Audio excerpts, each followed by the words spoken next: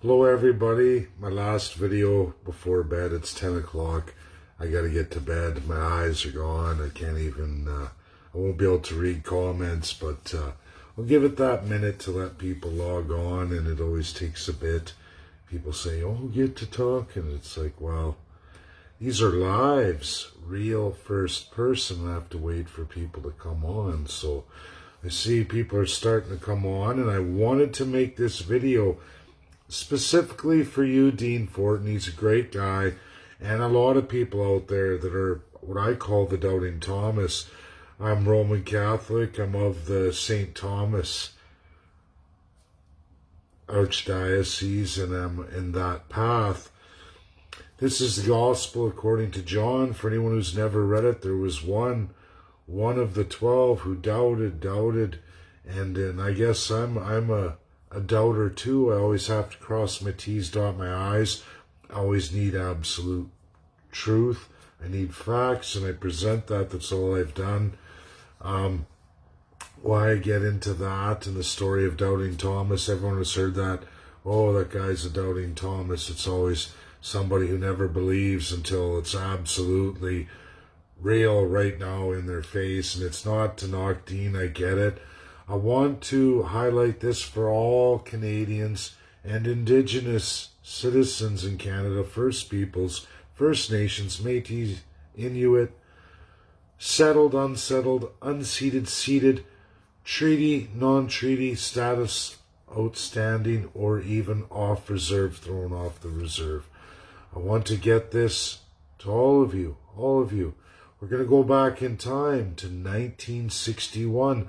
Canada gives Indigenous women, because they fought so hard, they give you your rights to vote without having to marry a white man, without having to give up your First Nation status. You finally get it. 1961. Women fought hard for that. Yay, right? But wait a minute. Wait just a minute.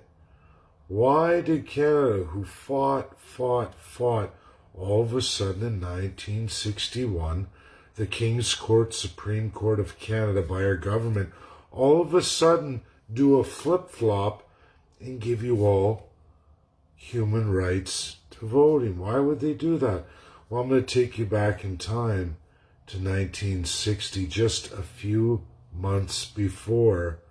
Canada was forced by none other than the P5 once more. For all of you Doubting Thomases out there, I have gone through every binding world law, meaning P5 had to vote for it, absolutely, with not one voting no. Okay, they can abstain. In 1960, some did abstain from 1514. What is 1514, Canada? The end. The decolonization of the entire world by law. By law. International binding law. Now, UK, France, USA could go back on that at any time. They could unbind it, but they won't. They won't. UK is not that animal anymore. Neither's France, and the reality is USA's never been a colonizing country. Very limited dip their toes in it. Very limited. Very, very limited. And then they quickly got out of it long before 1960. The reality is Canadians, First Nations, women, Indigenous, and all of those who I've listed, you only want it because Canada was armbarred by international law a few months before. Now, for everybody, what I'm doing on Monday with the UNSC P5, I've already won. China, likely Russia, likely USA, likely UK, and I'm sure France will come on board. They've been very quiet when it comes to children's genocide. They have historically always been 100% on the money. Historically, I have every single UN resolution that's ever been put in. I know what's non-binding and binding. This is the massive undertaking of work I've done. I have mastered international law. This is 100%. Dean, everybody, the reality is it only takes one. And we have China already published. They've already done it. Syria, which is not a P5, but Syria backed by Russia. Russia will, just as Russia did decolonization in 1960. It was Russia. Russia alone freed the indigenous women of Canada, freed you, and bound Canada to international law forever, unless one of the other five goes back on it. But they will not. USA has already made the 19th Amendment, ladies and gentlemen, and they will never allow their Constitution to be breached. That's a fact. This is reality, everybody. June 28th is the day that Canada does not get away from this. Historically, every time an international binding law has been made, literally within months, your perverted, autocratic Canadian government, total crown colonial, quivers, shits in their pants, and quickly and unanimously transfers to the Supreme Court of Canada and all superior courts. This is the new law. Just do it. Hopefully the five allies never know that we stole the crown and we are full autocrat colonials. June 28th, here Monday, ladies and gentlemen, the P5 are going to vote on Canada, at least look at it, and one's going to present. When the resolution gets done, and it may take some time after that, the reality is it's going to be brought up. It's going to be brought to their attention. Whether it's one or all five doesn't matter. It's the veto that matters. And there is not one of the five who will veto. Not one of them.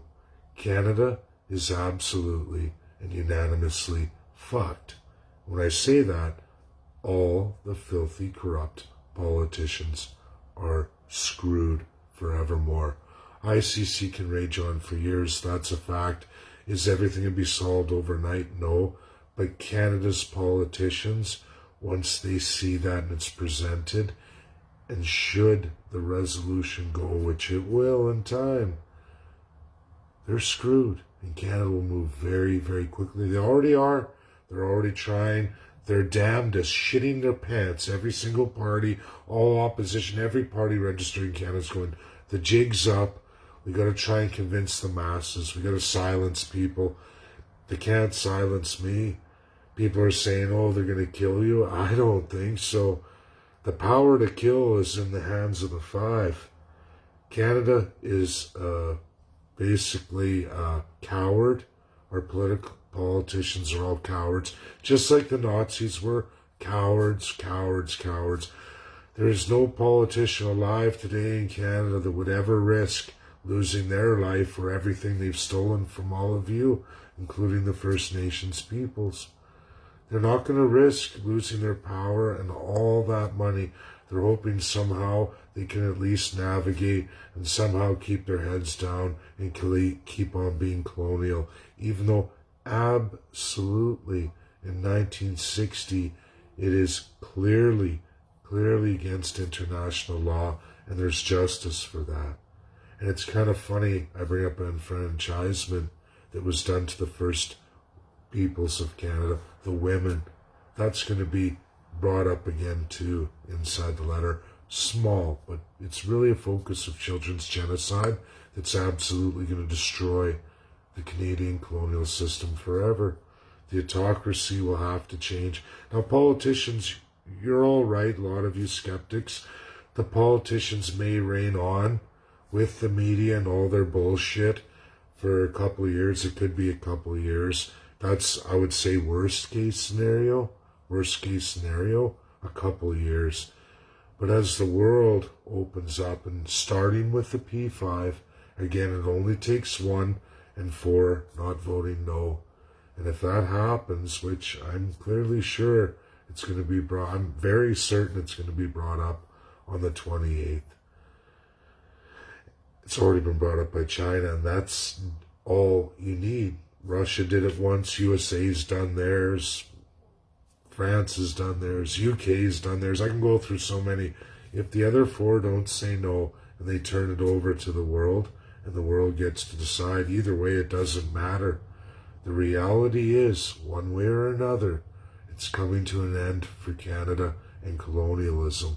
It was abolished in 45, read your UN Charter, backed up in 1952 by absolutely none other than King George. It started in 41 with Prime Minister of the UK, Sir Winston Churchill, and King George VI, but finalized for Canada in 1952. Finalized. You greasy politicians stole it. They stole the embedded power of Governor General and Lieutenant Governor and never dismembered the Canadian Constitution and redesigned it from 1867. They said, we will take all that power from all the Canadians and all the Indigenous. We will keep it for us, the first class. We will rape, pillage, and plunder. We will steal forevermore. In that system, defined by first, second, third class. And so you all know, in that 1867, I'm a Boilermaker is the union I belong to. Did you know clearly and consistently it is the Boilermaker, which is the forger, this is your welder by your trade, are absolutely listed and interpreted as the third class, meaning you go down with the ship. You run everything in all its filth. You do all the work. You get very little pay, very little prestige at all. You are peasants. And when the ship goes down, the Boilermaker goes down with it. They lock all the trapdoors and the ship sinks with you in it. You don't get to flood the water up. It gives more time for the first class to take their sweet ass time in getting to the only limited number of lifeboats. And very few of those second class can buy their way onto a lifeboat. This is factual, real, and truthful. So First Nations know you're under the third class. You're under the third class. You're to be genocided from that system. That is absolutely the 1867 Constitution of Canada. You're not even listed. You're not even human beings according to the Canadian Constitution. But neither are the boat people, the Canadian citizens. The third class, absolutely. You don't even exist. Very limited talk, inherited system. And that is for the welder, the Boilermaker, the forger, the smith. You go down with the ship, not the captain. That's all bullshit. The reality is the truth, clearly defined third class. Now, as the years gone by, all of us have gravitated to different trades, fields, new technologies. Regardless, you are the third class. You are the peasant working citizen who has absolutely no authority or say in any way, shape, or form in rule of law. You are subject to. That was ruled illegal in 1945, negotiated harshly by the former Soviet Union and the United States of America, where the old United Kingdom and the old animal known as France, UK, were under siege by absolute colonial powers of the world when the League of Nations reigned free, where all white people who were colonial countries, only colonial countries, were the power and the say. Very limited. Japanese were colonial. That was the only very white-skinned yellow race that was ascended along with that system. Anyone of any other color or limited status of third class around the world had absolutely no rights at all. Women, very limited, unless you were a white woman of that colonial system. Anyone outside of that did not exist. There was no world system for you. You were shit. You were not a human being listed in any kind of world constitution whatsoever. Now, this is absolute truth, verifiable, factual. It's clearly history. It was the negotiation turned over by UK and France. They had to give it all up or they wouldn't be UNSC today. They had to give it all up. Canada has carried on. Some other countries have too, but it's not my place The law of sovereignty does not give me any powers to go ahead and start talking about other states. And I give it to people in comments about, please do not put UNSC P5 members, regardless of perceived crimes or things they do in the world. Everything now is all about Canada, our focus inward, and our country that is grossly in violation of world laws. And come the 28th, that's going to be highlighted for the UNSC. And make no mistake, one or maybe all five are going to bring it up. But that's all that matters. And should a resolution go through, Canada's doomed. Doomed. And it will come. Things change in this world. Histories happen. All we can do is fight left, right, and put them down. Put them down. That's what we do. We have to end the class system. You're in a class system eradicated in this world, Canadians, First Nations. And for a vast majority of you, you are at the bottom, not even in the Constitution of Canada. You don't exist because you live inside a system outlawed, again, started in 1941. Then it went to 1945, absolute, the UN Charter. Queen Elizabeth II told you all to read it. Every single one of you.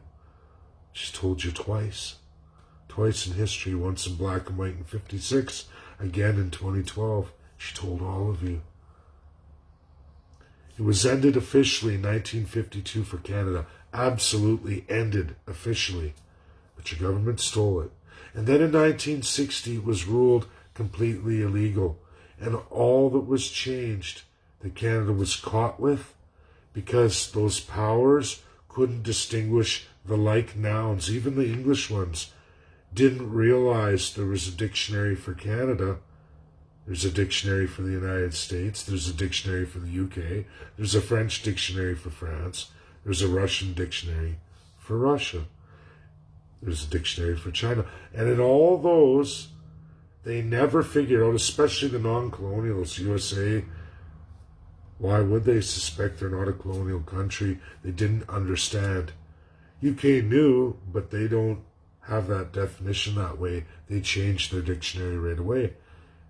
Canadian Oxford Dictionary, however, continues the colonial descriptions of the same nouns, empowering Canada's autocracy, but none of those other countries have it. It's all gone. And when they look at Canada and they see those nouns, you go, oh, what's the big deal? Those are no big deal until you actually open up Canada's Oxford Dictionary and you read the definition of the Canadian nouns. There's your legal speak for scholars who may be watching. This guy went through it all entirely, painstakingly. I go through all of it, just as I've gone through the entirety of the UN. Every single resolution since its inception till now, who voted what and how many times it was voted down by the UNSC. First Nations women, Doubting Thomas, my friend Dean, I'm sorry, I just have to say that to you. Enfranchisement, the gross abuse of Indigenous women across Canada. Give up your culture, all part of the assimilation, was ended in 1961 in Canada, not because Indigenous women had massed the strength and following and finally beat the government. It's because the government of Canada was mandated by none other than international law, the P5. And who saved those women? Russia. And the rest of the P5 backed them up and said, it's okay. We're not going to vote no. We're going to let it go through. We're going to let the General Assembly decide. And the world decided. That's the only time the world gets to bind international law, is when the UNSC P5 allow them to. That's a history lesson for you. So if you all think that on June 28th, when that letter goes in with all your signatures and Indigenous, the sons and daughters of Canada, a couple law firms, this is how we get a resolution. And this is what will happen. This will happen again. It will happen. If it's not, then you know what? It's okay. Within the next few years, absolutely it will be done. It'll be done. And yes, Canada will rage on, and all of you who follow me, and the following will grow all the way up to the election. But I promise you, by 2023, regardless of how I go, this will be coming to light. And you know what? You'll all have been on the ground, up and running, go, my God, we changed the world, we changed Canada, and there isn't a wealthy one among us. Well, there's quite a few actual wealthy people following me or friending me on Facebook, but we're not going to highlight them because they're second-class citizens too. They may have the money to buy their way off the boat onto one of the first-class citizens' lifeboats, but it all depends. A lot of you, they wouldn't give you a seat because you're not that kind of person. You don't have, even with all your vast wealth, you don't have enough money.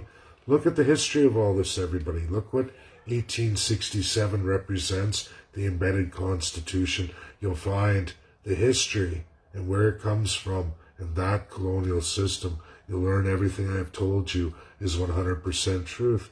You've never heard it before, but I could pick all kinds of things that Canadians and Indigenous people have thought they've won, and it wasn't by your Canadian government. No, siree, Bob. They would never let you have nothing. Most of your rights and freedoms, even though they have this charter, the only ones they give you are when the world says you must give them those rights and freedoms. And then Canada, whichever political party's in power, both federally, provincially, quickly adopt them as fast as possible. Just like now, all of a sudden, now we're going to investigate as quickly as possible. We're going to spend all the taxpayers' money to get this addressed and try and make everything look like Canada is the best country in the world. No, Canada is a corrupt country with fully autocratic politicians that when they get caught in the P5, when their lives are at risk, when their system's at risk, they quickly, like real true blue cowards, all of them of every stripe, quickly run and change everything, make it, oh, it's all better for now. Just don't take away our power. Don't take away our autocracy. Let us kill the peasants. Let us finish the genocide of the Indigenous people. Don't look at us. We'll do whatever you want. I'll give all the money of all the Canadian citizens, all the resources away to you. Just don't punish me. Punish the people of my country. Allow me to punish them. Allow me to continue the genocide. And that has just continued over and over and over again. The people of Canada and the Indigenous First Nations people of all the walks I listed can be the wealthiest citizens in the world. Should we rise up and abolish this system? Elect the CCP in 2023. Help get the 338 done. And for the first time, never mind right and left. Let's focus on the prize, which is all of you, each and every one of you. And you will all be 10 times more wealthy than you are now. Maybe not everybody. There's a first-class citizenry that's going down. And some of those paid second-class citizens who paid into the boats, the lifeboats, they're going down too. Nothing lasts forever, but I believe there's enough second class to bolster absolutely all of the third class to get this job done. I have faith in each and every one of you. It's great to look at things and be real critical. I love that. I do that myself. That's how I've gotten this far, to be absolutely critical, to be the biggest doubting Thomas. But on this, all of you skeptics, I am not wrong. This is going forward on the 28th, and you will all see. Thank you. That's my last video of the night. Share, share, share. Good night.